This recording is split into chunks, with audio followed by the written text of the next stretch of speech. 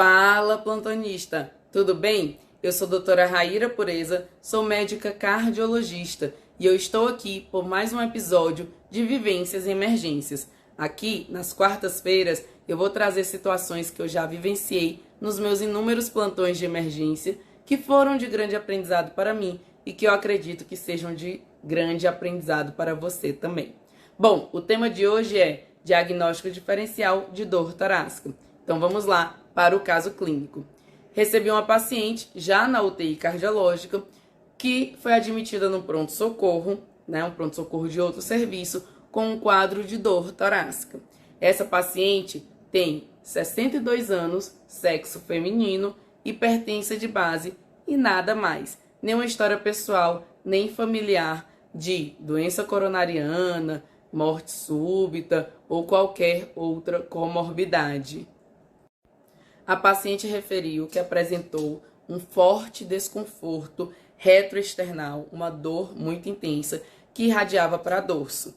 E essa dor veio sem nenhum esforço, ela não estava fazendo nada, não estava pegando peso, e ela teve essa dor muito intensa desde o início, e assim procurou o pronto-socorro. Quando foi investigado, questionado de outros sintomas, a paciente referiu também uma paresia endimídio esquerdo, então ela teve uma fraqueza, em membro superior esquerdo e membro inferior esquerdo com desvio de rima que reverteu espontaneamente. E isso aconteceu antes dela ter a dor torácica. Quando ela chegou no pronto-socorro com a dor torácica irradiando para dorso, ela já não tinha mais esse sintoma neurológico. Até aqui, você consegue pensar em alguma hipótese diagnóstica? Se você estava pensando em síndrome coronariana aguda, não achou um pouco estranho esse quadro? Sintoma neurológico junto? Então, estava esquisito mesmo. E a dor irradiava para o dorso, Foi associado sim à sudorese, a náuseas, porque era uma dor muito intensa.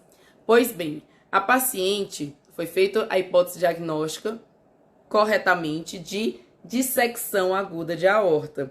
E aí a paciente foi transferida para a realização de uma tomografia.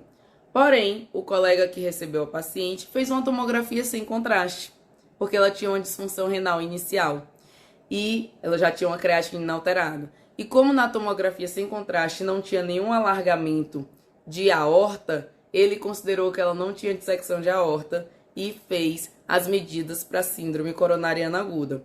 Ataque de AS, ataque de clopidogrel e enoxaparina plena. Você concorda com a conduta do colega? Não, nem eu. Eu recebi essa paciente, na verdade eu recebi o plantão em uma UTI cardiológica pela manhã e vi todo esse quadro, o desenrolar do quadro. Então eu avaliei a paciente, ela estava bem, tinha recorrido dor na madrugada, muito semelhante, e tinha uma disfunção renal.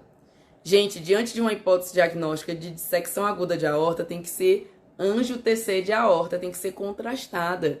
E se o rim está alterado ou não, paciência, é uma urgência. Aliás, é a maior emergência cardiovascular que existe. Então, eu submeti a paciente a uma angiotomografia de aorta, ou seja, eu fiz uma tomografia de aorta com contraste e chegamos ao diagnóstico de dissecção aguda de aorta.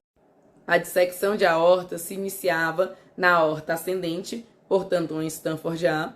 Ela acometia o tronco braquicefálico, tanto a subclávia direita quanto a carótida comum direita. Isso deve ter sido responsável pelo quê? Pelo sintoma neurológico da paciente. E essa dissecção se estendia pela aorta descendente, pegava a ilíaca e até a bifurcação da ilíaca. Então, era uma dissecção aguda de aorta Stanford A. A paciente foi submetida, portanto, a uma cirurgia de urgência para a correção dessa dissecção. Claro que, como ela recebeu o ataque de AS e clopidogrel, essa paciente tinha muito mais chances de sangrar na cirurgia, mas era uma emergência, não dava para esperar mais. Ela foi submetida à cirurgia e, como esperado, ela apresentou mais sangramento por conta dessas medicações que foram feitas. Portanto, a gente precisa ter muita responsabilidade diante dos diagnósticos e condutas.